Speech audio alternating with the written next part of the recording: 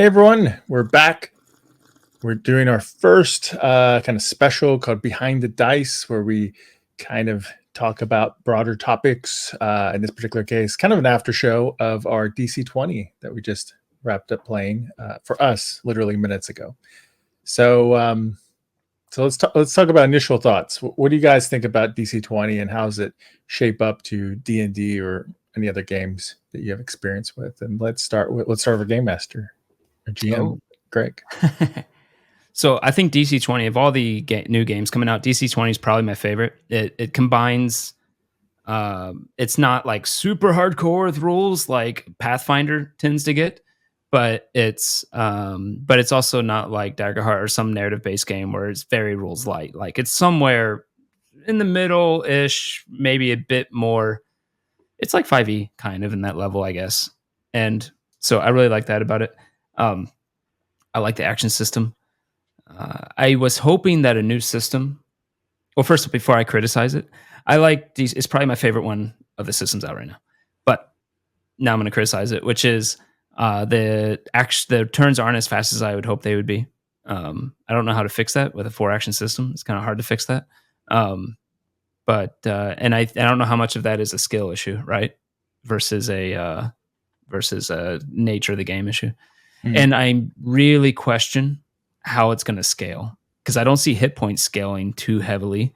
That's how 5e scales, right? You just end up as a bag of meat that you have to hit more. And I don't see this doing that with its hit point system there. So I'm kind of interested in how it's going to scale.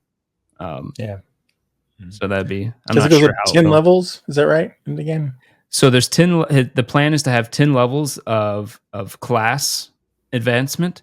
And then you have another 10 levels of like prestige advancement after that, which everyone can kind of basically get the same things, I think. And you can use a lot of that to pick up features from other classes as well. Because one thing I really like about DC20, they don't have multi-classing per se. Instead, whenever you get a talent, might be something else actually, I can't remember, but whenever you get a certain point of something, you can spin that to do a lot of things, including giving yourself attribute bonus, giving yourself these bonuses, or you can just go to another class and say, I want that feature from that class and yank it. Mm-hmm. So that's kind of cool. I put the Dungeon Coach website down below here in case you want to check it out. I've also been curious about scaling. This is a low damage game. A lot of things do 1 to 4 damage, and you have, I think, how many hit points did your character have, Marx? I have a max of 12. Okay, so we're a range of 6 to 12, 4 to 12 technically. Cassandra has 4. Right, because Pat really punched him down to get some other benefits. And so getting 1, maybe 2 hit points per level kind of fits that damage scale. But I was thinking I really like how there's a pro and a con to how spells scale. And what I really like is as you can spend more mana, you can make the spells that you have at level 1 better and better and better as you level up. But that means the progression in this game isn't quite like in D&D where you're a little guy at level 1 and a god at level 20. You're okay at stuff at level 10 and you're better at all of those same things at level you're okay at level 1. You're better at all of the things that you had at level 1 at level 10.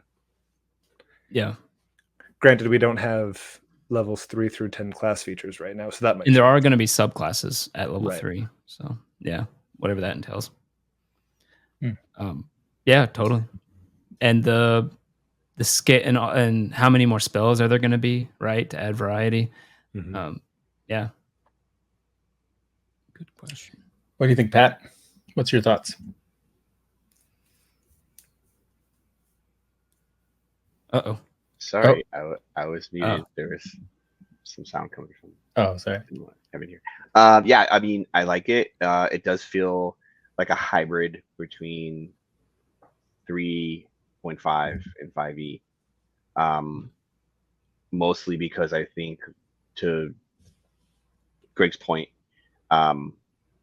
the 4-action system, like that one combat that we had, that first like major combat we had, like when you have a lot of, I mean, there was as many of them as there was us kind of situation. Yeah. So it was like 5, there was 5 of them and 4 of us, or 4 and 4, whatever the case may be. It seemed like there was a lot of combat just took a lot longer, than obvious other systems. Not that that's a bad thing. I think that it's just, a lot of that's our lack of experience with the system. I think that this last combat went a lot smoother because we basically knew, like, what we learned from that previous combat. Like, we have 4 actions. We know, like, how to manage our resources a lot better. But, there's a little bit of a learning curve. Like, the MP, like, I thought I could only use 1 MP per turn. I didn't really per spell. But yeah, like, to Colten's point, like, that's going to make those spells feel really cool. I mean, even at a 2nd level, now I can pump 2 MP into a spell at 2nd level and get. I don't know if it's your level based, but yeah, it's something like that. As you level up, you can pump more. I don't know how fast that is. I'd have to look. But yeah, right. And not in this session that we did here online, but having played this system once before, one shot with Greg, we actually, just for shits and giggles, at the end of the session, we're like, well, let's just go through the leveling up process, and that felt really like power, like at level 2, like usually, like in 5e, you don't really start to feel like 3rd or 4th levels when you start to feel like, okay, now I feel pretty heroic. But in this system, it feels like 2nd level, you like, boom, immediately feel like, wow, I just got a lot of really cool benefits, because you get to add talents and you get those additional class features. And I'm obviously I'm sure he's working through this. But when you get to add attribute points and additional class features that, at least in the case of the class that I'm playing, seem pretty substantial. And I'm assuming they're almost too much classes. Yeah. I mean, it's almost like you're going from 1st to 4th level after just that 1st level. So it's like, kind of like, at what point do you do you reach that milestone? Is it meant to be a longer progression of leveling than a 5e? And I'm assuming because of that, it is. And I don't see, like, there's not like an XP table, and I don't know that there's a lot of explanation on the game master side of, like, when you're supposed to level. But he's talked about it on a live stream. You're not going to level as frequently in this system. He talked about it on a live stream. He's going to have both. He said you can always do milestone, but if you want to do XP, it's going to be low numbers, like 10 XP for level 2 or something like that, right? And then you get like 1 XP for doing a thing. You get 1 XP for completing a mission. You get 1 XP for doing like something like that kind of thing. But okay, I don't know. Sounds okay. And I really haven't had a chance to toy with the talents. I'd like to look at those closer to see, what the talents look like. So I mean, I would definitely play more of this at higher levels to get. So I'm looking forward to more that, as he comes out with those higher level progressions. And I really enjoy this class. I mean, killing shit with your brain is pretty cool. Yeah. I feel like I'm very excited for 0.9. Yeah. And then, of course, like, how it played out for us is, like, Dom thought he was doing all of that because he was, like, physically the only one who was doing any attack. Yeah. There was like so much, So it wasn't until Colten's character comes up and, like, blasts him at the end, and it was like, oh, so someone else actually did something in this combat other than Tom. Yeah. Cassandra just kept staring at him. Yeah. I'm trying to figure out, did you find, Colten, how much hit points you actually get every level? So it's 1 per level, and then there it is. Marshals might get bonus hit points at certain levels, and if you increase your might, you get more hit points. Right. Okay, so it's not a lot, actually. Yeah. Interesting. My character, if I don't increase might, which I ought to increase might, would have 15 hit points at level 10 as a pure spellcaster. Right, and so that's not even double what you start with, right? Or is that double? I'm at 6 right now, so it'd be that's a lot more. 2.5 times more than what I'm at. Yeah, but still nothing compared to 5e. Yeah. So my question is, does he scale it by giving you more defensive abilities to prevent damage, maybe? That could be. Oh no, grip points don't go up. That's static. Cool. Because like, can you scale up shield? Maybe like, can you put more MP in shield to make it better? I haven't don't looked. know.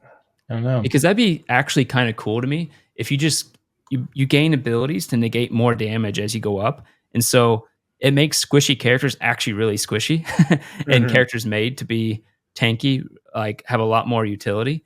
Because the thing in this system is a tank can actually tank in 5e. You put the barbarian forward. If the monster has any thoughts at all, it's just going to be like, no, I'm going to go kill the caster over there, and there's pretty much nothing to stop it except maybe one attack of opportunity, right? Yeah. But in this system, the reaction system with your 4 action points, you can actually do a lot of tanking with like a proper tank, right? In fact, some people say that if they play a tanky class that's meant to be tanking, they often end up on their turn with no actions just because they spend it all on other people's turns, which Oh. I think is fine, right? But So like, on the shield, yeah, because you can enhance it, but you can't enhance the amount of defense. you can make it You last can- longer. You can increase the range, you can increase the number of targets, or you can increase the duration. So rather than being Okay. that single attack, it would be until the start of your next turn. Well, that's very good too. So you'd have it for an entire round, basically, Yeah, if you're doing it on because I yourself. know a tank character can use like the shield block ability. Or there's another one where you can just Well, like take half the my damage parry and stuff. can be used for someone else also. Doesn't have to be Oh. just me. That's nice. And there's Yeah. also and with the grit point mechanic, which is completely unique to this system. Yeah, You always have that. You're always going to have at least one mitigation. one, well, two grit points, right? And then plus charisma. So you're always going to have the ability to mitigate a couple. I mean, one at a time, but yeah, Where we at or what? yeah. And the other thing is like the rest system is very unique, but I don't really see any flaws in it. The rest system, you said? Yeah, the rest, the short The rest. quick, short, long, and full long. Yeah. Yeah, and then like right. So you have like a extended long or extended Yeah. short rest, but not quite a long rest. So like the 4-hour rest. Oh yeah, you get the half. Yeah, yeah. It's interesting. He put from the way I'm looking at it, he's trying to put rules around everything, but he's trying to do it in a way that just makes so common sense that you're not sitting there wondering what the rule is. Like if you're falling 10 spaces, guess how much damage you take? 10. Like Nice. if you Easy. throw someone into a tree and you would have thrown them 10 spaces and the tree's right next to you, guess how much damage they take? 10. So it's like, or maybe 9 in that case, but whatever. So it's like there are rules for everything, but I've never had a problem where I'm like, what is that rule again? And I have to go look it up. I read it once and it's like, oh yeah, that sticks. Yeah, that is the strength of this. Yeah. That's good. Because in Pathfinder, especially Starfinder was the worst one for me. Every freaking game, we end up just sitting our nose looking through a book, trying to figure out what the hell something works. And it got very annoying. Yeah. It was crunchy. Yeah. I guess the new Starfinder is going to be more like Pathfinder rules. They're going to make them. Yeah. type Didn't of they rule. already put that Yeah. out? I can't remember. They put out a book that rewrote a lot of it. Yeah, Or there's consolidated playtest. a lot of it or something. There's playtest rules out. There's a humble bundle actually of a bunch of Starfinder stuff right now. I got one of those actually once. But that's how I got the book actually. What do you think, Chaz? What's your thoughts? Well, for the audience, the viewers and the listeners, just let me have a moment of transparency here. I am not nearly as well versed in these games as my compatriots. I played a little bit as a young adult, D&D, AD&D Second Edition, and then I didn't have anybody to play with until up just about last year. So without revealing too much about my age, we're talking about a 30 to 40 year gap. Yeah. And most of what we did play was rules light too, right? It was like Monster of the Week and stuff. So, well, yeah, when I started, but I mean, I walked right into Star Wars with you, which is that's 5e. right, Star Wars 5e. Yeah, Bam, right into it. So, but I've learned quickly. I think I can fairly say that I've learned quickly. My take on this game, it's fun to play. you do get an awful lot of power up front, for first level. I think that, so you're, at least my wizard is very flexible. I wish I had a little bit. I wish Giacomo could have a little bit more meat on his bones, so he didn't take so much. So he could open a He trap wasn't door? quite so squishy, but Oh, okay. well, yeah, the trapdoor thing would have helped too.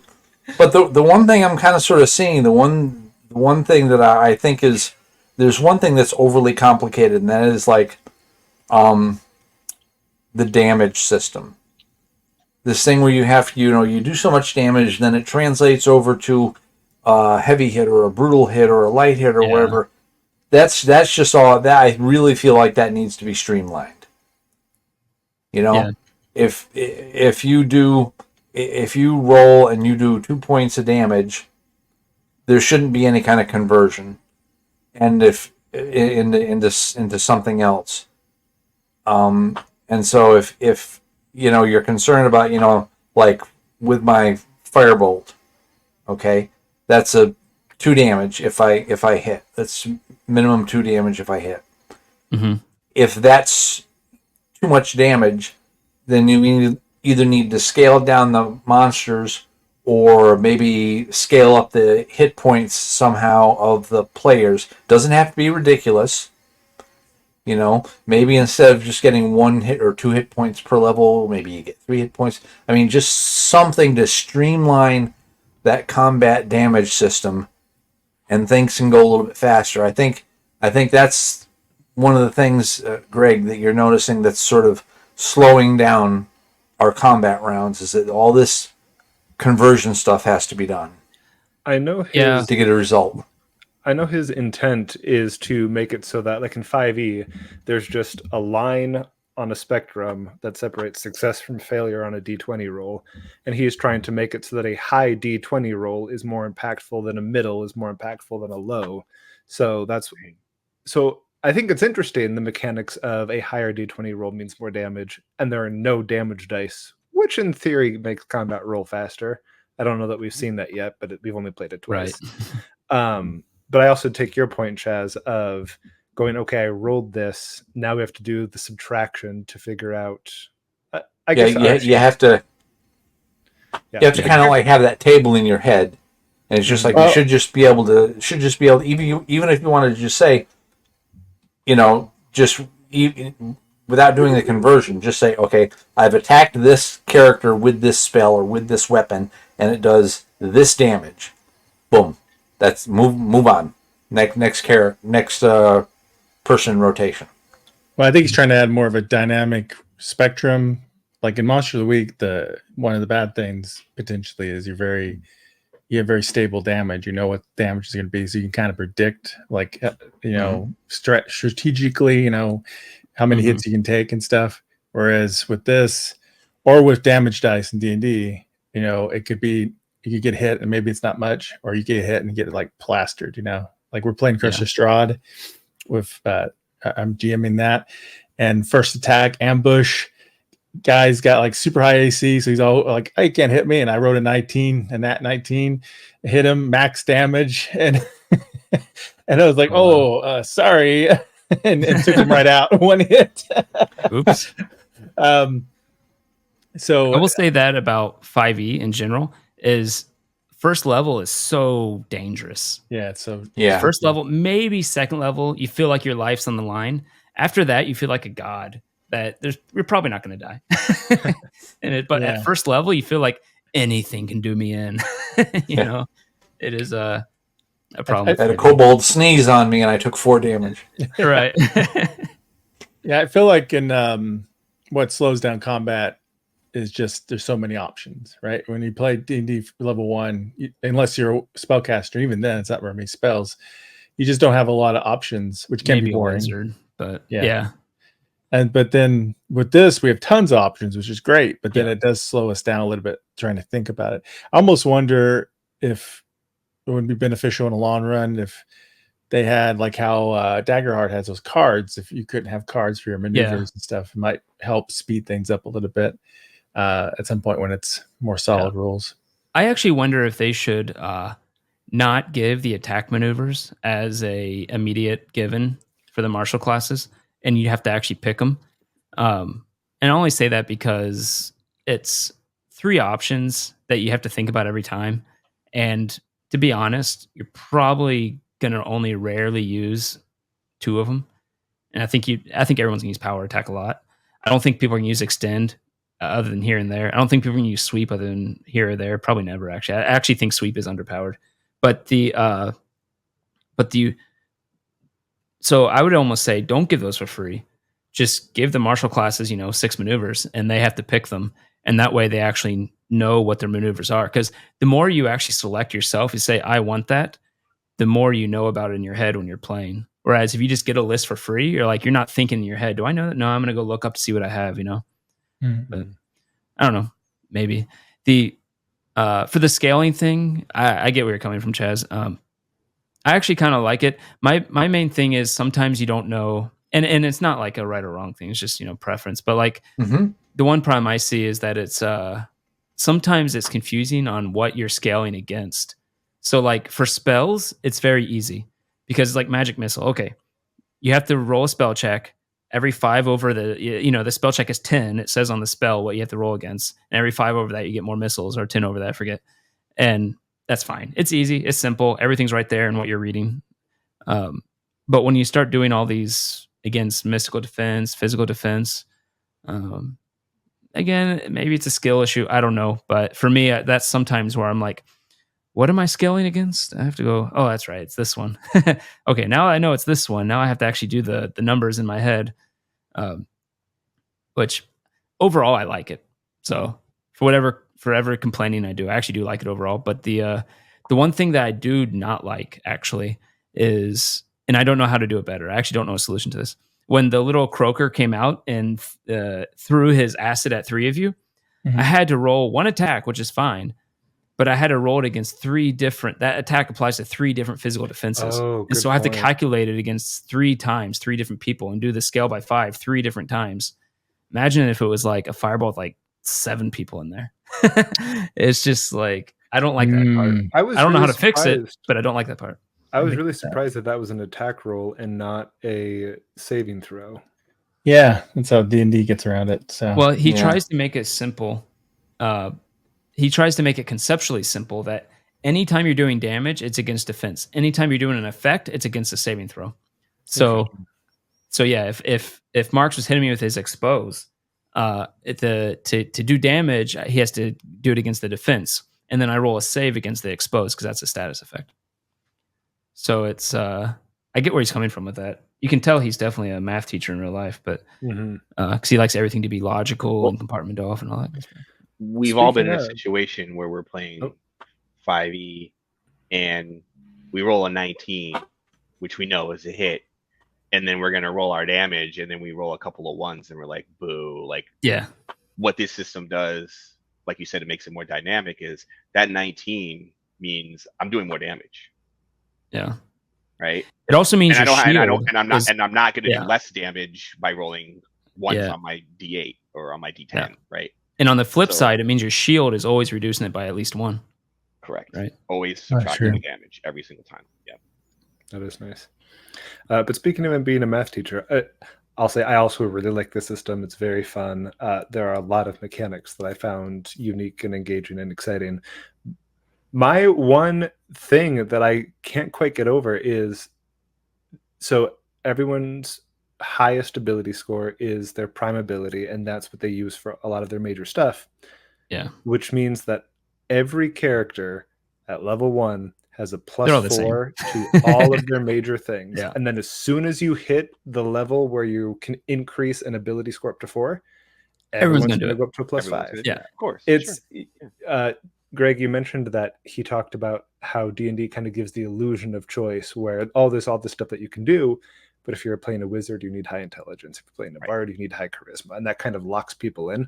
Whereas here, you could play a strength wizard or a dance bard, and all of the flavor options are open to you. But the mechanical options, I feel like, you're in lockstep. You have a defined path that you need to take. Whereas in D&D, people have all different varieties of what they're adding to their roles, and it feels like there's more variety in the party. So I also don't know that I have a solution for that, but it feels, just the fact that I know that everyone for most of their roles is going to be adding the same modifier the whole game makes it feel more flat and bland. But would you have that in 5e if everyone did standard array? I'm not sure. You might, and then like the fighter would be adding to his attacks something similar to what the spellcaster would be adding to their spell attacks, right? Sure. But then the prime ability goes into a lot more in 20 or DC20 than it does into. Oh yeah. And you have people like paladins who need like 3 different stats, right? Right. Yeah, and along the same line, it means that everybody has the same awareness, and everybody's super aware. Mm-hmm. If you put points into it, but yeah. If you put points into it. I don't know if I hate that. His whole thing is like awareness should be based on how much you adventure kind of thing, and not so based on like wisdom, which is kind of random, kind of. But well, wisdom is sort of like a mix of willpower and awareness or perception, kind of. Yeah. In the game. Which he doesn't even have. Yeah, I don't know. You can actually roll for stats. We did that on our home game, and Pat down there rolled a ridiculous character. What was your character at the end of it? It was like, because you rolled your stats, and it ended up being like a 3-3, 3 3s, and like a 2. Jeez. Wow. Yeah. He got super lucky with the rolls. Yeah, so I'm always gonna roll if you give me the option to roll. Yeah. So I rolled 3, 3, 2. I rolled a 6, 2 5s, and a 3. So you roll a d6 and you minus 3, and that's your stat. Right. So I had, from the die to work with, I had 3, 2, 2, 0, and then of course you can add 2 points. So I ended up with a 3, a 3, a 2, and a 1 as my stat. Oh, that's right. So just so replace your stats with, replace 2 of your stats with a 3 and a 2 on your character sheet, and you'll see like, wow, that's immediately a nice little bump to each of those abilities, and you no longer have a dump stat. Like my might was no longer a -1; it was my lowest stat was a 2. So it's ridiculous. Yeah. Yeah. Or attribute. Maybe if you roll, it's a little better, but I don't know. Well, you could get lucky, or you can and then the way that they have how it explains the roll system is, you're never going to have a stat like it's you're never going to be in a situation where any of your stats are less than a -1, right? Yeah. So they have it where you can spend those points to bump them up. It's just I got lucky on my rolls. Yeah. I mean, a minor thing. Roll all 6s, but hey. Yeah.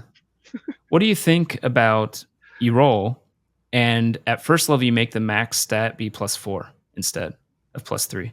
Because that gives like 25% more variability technically, and so if you're rolling, you might end up with a lot of people who have 3 or 4, probably not 2, but 3 or 4 as your prime stat. It kind of does change it up a little bit. Yeah, I mean, I'm looking at this cleric that I rolled in both of the physical and mystical defenses were 14, 19, 24 at level 1. Yeah, it's ridiculous. Pretty stupid. Yeah, the balance of this game definitely relies on the My two headset died, but I can hear now. Options. Like your 4 attributes add up to 4 at level 1. That's how it works, and you're balanced. Oh, you're saying that could be something? No, like the 2 options other than rolling for determining your starting attributes end up with that, and the game does seem to be built toward that instead of people rolling their stats. Another thing, and then I know we talked about this during the character creation. Well, I wasn't here for session 0, so I just created my character and walked in. But I know this. I'm sure you guys talked about this. Is I really like the traits and the ancestry, the way that you can choose traits from more than one ancestry, so you can really customize your character, and you're not pigeonholed. I like the ancestry. I'm traits, a halfling. I have these things as a halfling, or I could be a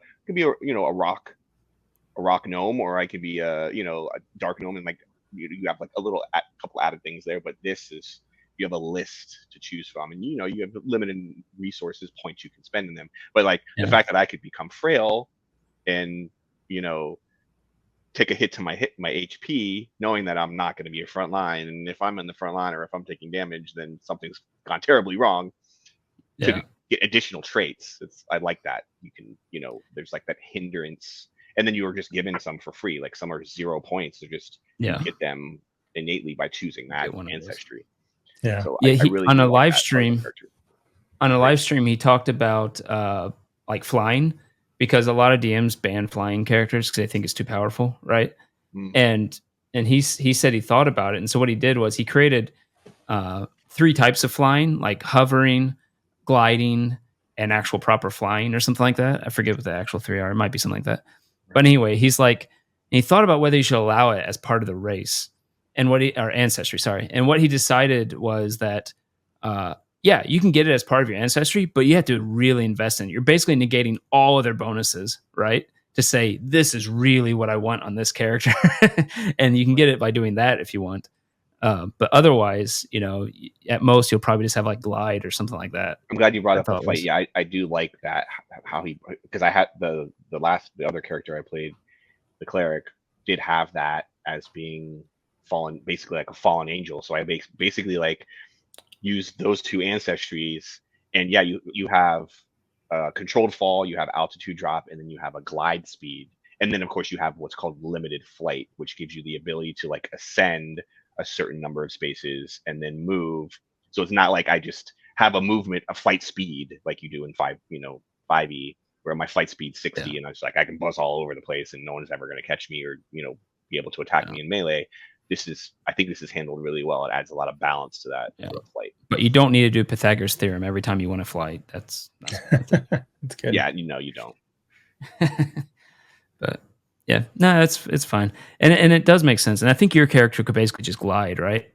Yours at first level, yeah, it was the glide ability. But yeah, I mean, that came in really handy when there was all of those traps in the water pits. Yeah, there were sinkholes. I just glided across them and didn't have to touch the ground. Came in really handy. And I didn't feel super OP. It was just kind of like a nice, that's a nice trick. Yeah. Yeah. Well, some people don't flying broom. It'd be like broken flying broom wizard shooting. Yeah. But some people don't like gliding. Some people, they put on a little bicep band that makes them glide, and they don't like it. So. It's one thing when you can control it. It's another thing when don't want to glide everywhere. Come on. Yeah. Oh well. I thought that was a very good example of failing up, by the way. I guess you ended up doing more damage to good old Thom, but when instead of the cleric getting crushed from rolling a natural 1 on slow fall, it just worked too well and shot him the other way. Yeah.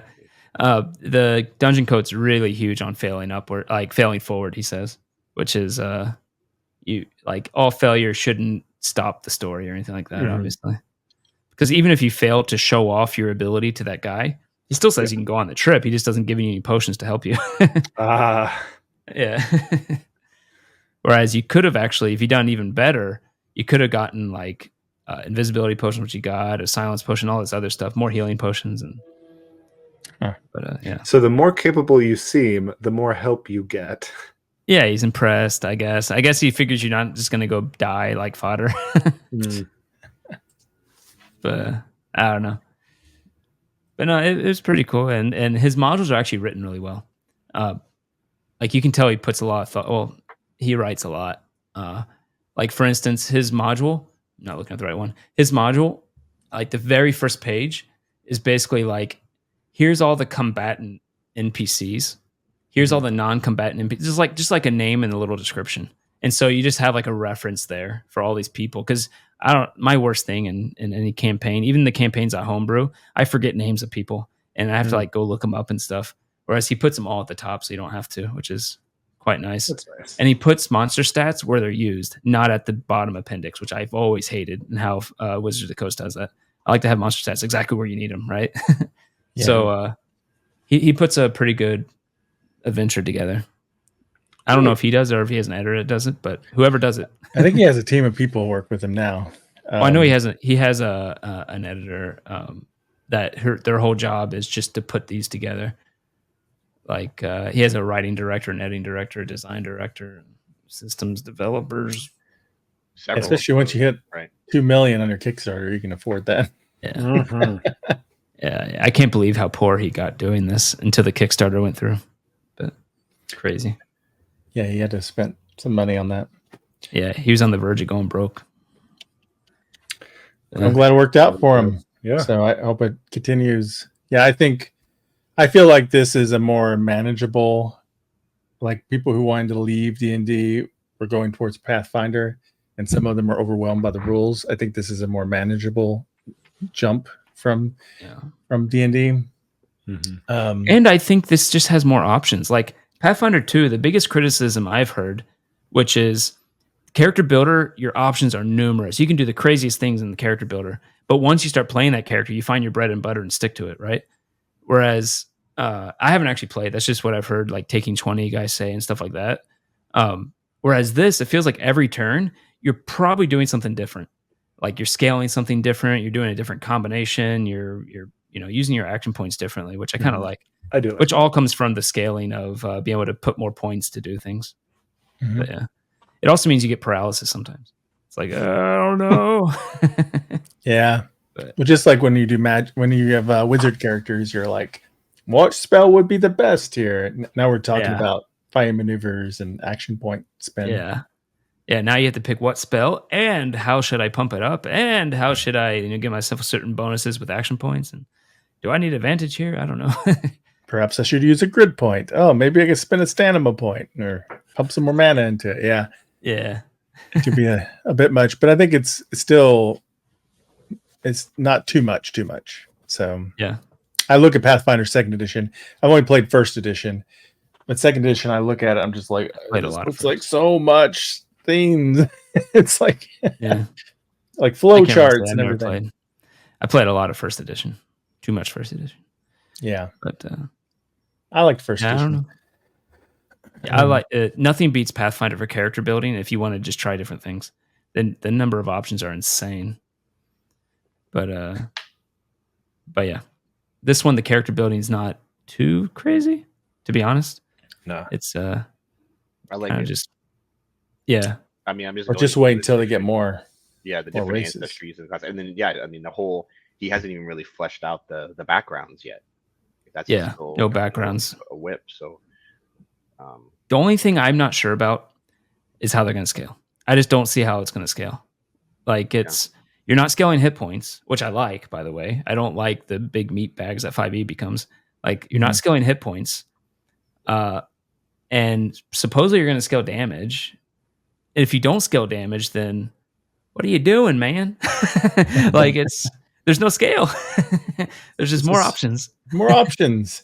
I have 50 different options. What do I do? Yeah, you're just at level 1 is about as good as a level 5 at that point. So I don't know. The skill scale, I guess that's one thing that does scale is the skills. Mm-hmm. True. But yeah, I don't know. And you're attacking, right? And I will say the goes one up. thing I think is perfect in this is the skills. I like the skills. I like how it's you're not investing every single point like Pathfinder, but at the same time you do invest ranks in them every level if you want. Yeah. Because I've always hated 5e with the proficiencies and how Yeah. it's just a static bonus and stuff. That was and the it's there first thing forever. Yeah, that's what I disliked about 5e when it first came out. I was like, but the skill point's really that hard? Why do I have to do Yeah. it this way? Yeah. So this is somewhere in the middle, right? Which I kind of like. Mm-hmm. But I like being able to invest. It's nice to invest. But yeah. All right. know. Well, it sounds like we all kind of like it and want to see where it develops. So Yeah, we all kind of like it. We all have Mhm. a little nitpicking of things we don't like about it, but where it could be better. and It's I'm in curious beta. to see once a setting gets fleshed out too. You Yeah. know, because that's another part is how good Yeah. the setting is. Even though I Yeah. don't like area effect having to do it against everybody's individual defense, and even though I don't see how it's going to scale, it's still my favorite of the new systems. Yeah, was I very would urge him to do some kind of save DC thing with area attacks because I think that's going to get frustrating after a while.